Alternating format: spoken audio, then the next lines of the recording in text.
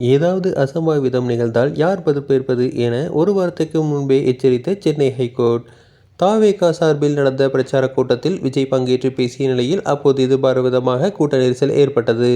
விஜய் பிரச்சாரம் தொடர்பான வழக்கில் அசம்பாவிதம் நடந்தால் யார் பொறுப்பேற்பது என்று நீதிமன்றம் கடந்த வாரம்தான் கேட்டிருந்தது.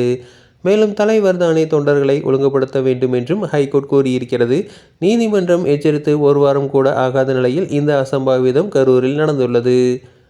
தமிழ்நாடு முழுக்க விஜய் பிரச்சாரம் செய்து வருகிறார். வாரந்தோறும் சனிக்கிழமைகளில் அவர் பல்வேறு ஊர்களுக்கு போய் பிரச்சாரம் செய்து வருகிறார். அப்படித்தான் இன்று கரூரிலும் பிரச்சாரம் செய்தார். ஆனால் இந்த பிரச்சார கூட்டத்தில் விபரீதம் நடந்துவிட்டது. ஒரு வாரத்துக்கு முன்பாக விஜய் பிரச்சாரத்திற்கு போலீசார் அனுமதி அளிக்க மறுப்பதாக சொல்லி தாவேகா துணை பொதுச் செயலாளர் CDR நிர்மல்குமார் சென்னை உயர்நீதிமன்றத்தில் வழக்கு தொடர்ந்திருந்தார்.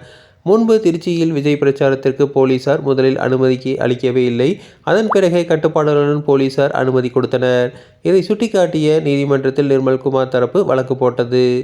இந்த வழக்கை விசாரித்த சென்னை ஹைகோர்ட் விஜய் தரப்பு அப்போது எச்சரித்திருந்தது. தலைவராக இருக்கும் நீங்கள்தான் கூட்டத்தை கட்டுப்படுத்த வேண்டும் என்று மிக தெளிவாக நீதிபதிகள் சொல்லியிருந்தனர். உயரமான இடங்களில் ஏறி நின்று ஏதாவது அசம்பாவிதம் நிகழ்ந்தால் யார் பொறுப்பேற்பது என்றும் தொண்டர்களை தலைவர்களாகிய நீங்கள்தான் ஒழுங்குபடுத்த வேண்டாமா என்று ஹைகோர்ட் நீதிபதிகள் கேள்வி எழுப்பினர். மேலும் அனைத்து கட்சிகளும் பொருந்தும் வகையில் ஒரு பொருத்தமான வழிமுறை வகுக்கவும் நீதிபதிகள் அறிவுறுத்தியிருந்தனர்.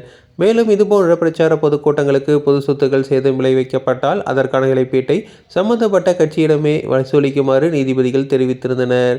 இதுபோல பல்வேறு கருத்துக்கள் நீதிபதிகள் கூறியிருந்தனர். அசம்பாவிதம் ஏதும் நடந்துவிடக்கூடாது என்பதற்காகவே ஒரு வாரத்துக்கு முன்பே நீதிபதிகள் கேள்வி எழுப்பியிருந்தனர். நேரடியாகவே தலைவர் தானே தொண்டர்களை ஒழுங்குபடுத்த வேண்டும், அசம்பாவிதம் நடந்தால் யார் பொறுப்பேற்பார்கள் என்று நேரடியாகவே கேள்வி கேட்டிருந்தனர். நீதிமன்றம் இதுபோலெல்லாம் கேட்டு ஒரு வாரம் கூட ஆகவில்லை. அனைவரும் அச்சம் ஏற்பட்டது.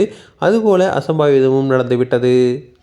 கரூரில் விதிமுறைகளை மீறியதே இந்த அசம்பாவிதத்திற்கு காரணம் என பரவலாக குற்றச்சாட்டு எழுந்துள்ளது.